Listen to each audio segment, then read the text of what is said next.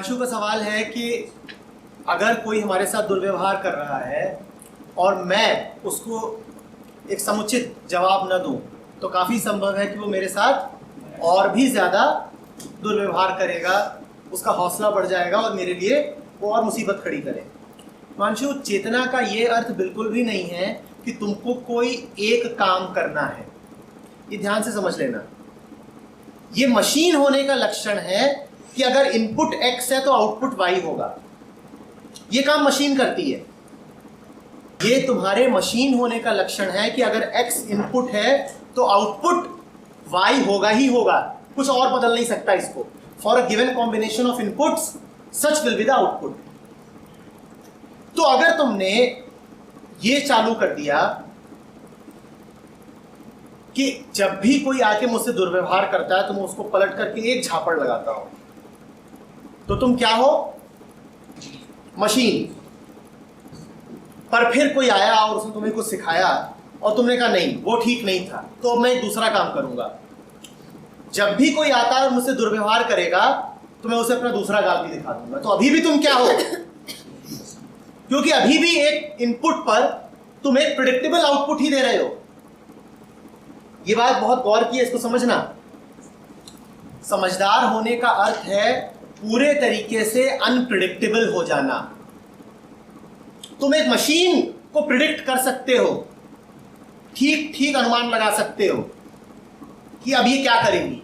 ये 5 बटन है, ये बटन दबाओ तो ये होगा, ये बटन दबाओ तो ये होगा। एक है जिसके बारे में पक्का पता है कि इसको गाली दूंगा तो ये पलट के गाली देगा, वो क्या है? मशीन। और दूसरा है जिसके बारे में भी पक्का पता है कि इसको गाली दूंगा तो ये मुस्कुरा देगा, तो वो भी मशीन ही है। चेतना को किसी दायरे में बांधा नहीं जा सकता।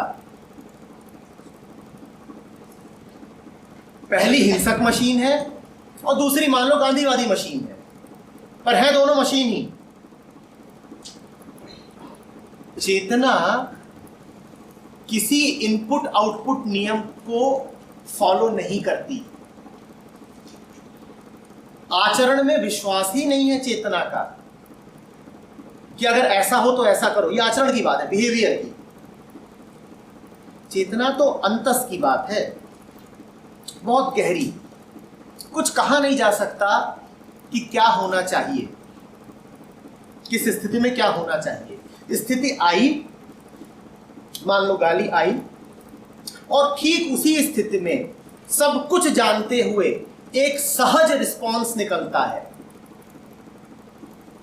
एक सहज रिस्पॉन्स, और वो कुछ भी हो सकता है। ये भी हो सकता है कि तुम वहां से चल दो, ये भी हो सकता है कि तुम ध्यान ही ना दो, और ये भी हो सकता है कि तुम उसका गला पकड़ लो। सब कुछ संभव है। एक चैतन्य व्यक्ति के आचरण को नियमों में नहीं बांधा जा सकता कि देखो ये नियम है तुम्हारे लिए कि गाली आए तो मुस्कुरा देना, या कि ये नियम है तुम्हारे लिए कि गाली आए तो वहां से चल ही देना ना। ये बात थोड़ी घबराहट पैदा करेगी। तो कोई नियम ही नहीं है तो करे क्या, क्योंकि हमने तो नियमों पे ही चलना सीखा है। ये बात थोड़ी सी घबराहट पैदा करेगी कि इसका मतलब सब खुला है, सारे विकल्प उपलब्ध हैं। हाँ, सारे ही विकल्प उपलब्ध हैं। तुम सब कुछ कर सकते हो, पूर्णतया मुक्त हो, सब कुछ उपलब्ध है। अब जो उचित लगे करो, तुम बंधे हुए नहीं हो। इसी का अर्थ है मुक्ति।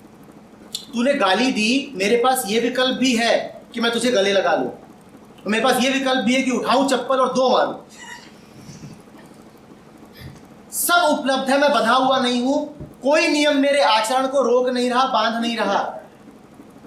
मैं समझ रहा हूं। मैंने कुछ पहले से तय नहीं कर रखा, कोई पूर्वाग्रह नहीं है, किसी नियम का कोई भार नहीं है, कोई धारणा नहीं है मेरी कि ये व्यक्ति तो बुरा है और इसके साथ तो सदा बुरा ही करना है, या कि ये कमीना है, ये गाली दे तो इसको 2-4 बातें सुनाओ।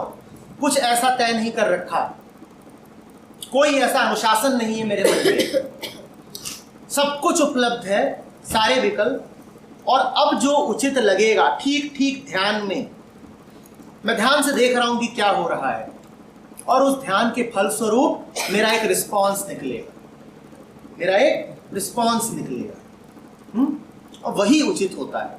उस ध्यान के अतिरिक्त और कुछ भी उचित नहीं है। पूरे ध्यान से देखा, पूरे ध्यान से, पूरे ध्यान से देखा। ठीक है।